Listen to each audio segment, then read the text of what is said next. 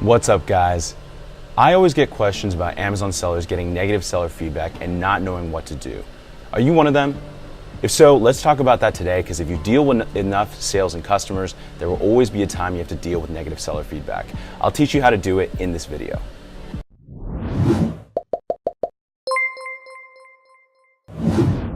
What's up? I'm Nick Young from Seller Tradecraft, and I'm so excited to teach you something new today. Stay with me till the end to figure out how to remove negative seller feedback on your Amazon Seller Central account. Don't forget to subscribe to this channel and hit the notification button to get the latest information and tips about selling private label products on Amazon. The first thing we need to know is why reviews are so important at this point. And this is because with reviews, you establish social proof of your product and your account.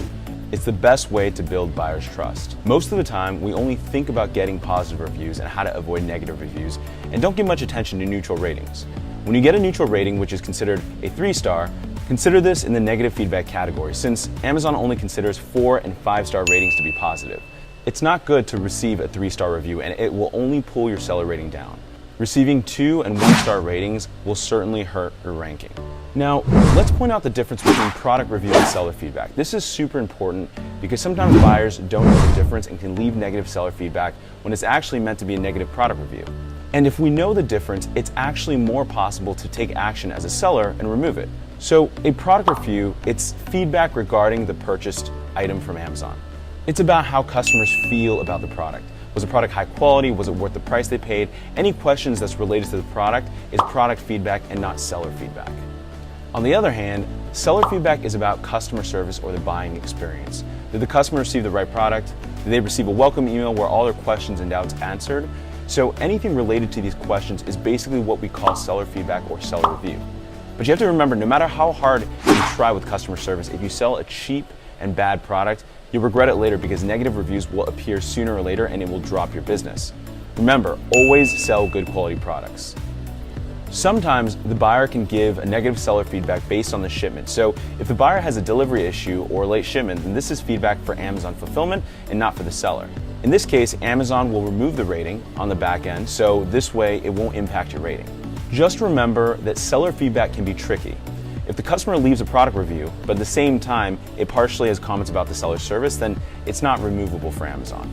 Another point to know why reviews are so important is that you can lose the chance to get the buy box if you receive negative seller feedback. And that's because Amazon calculates your average feedback rating based on the feedback you received over the last year.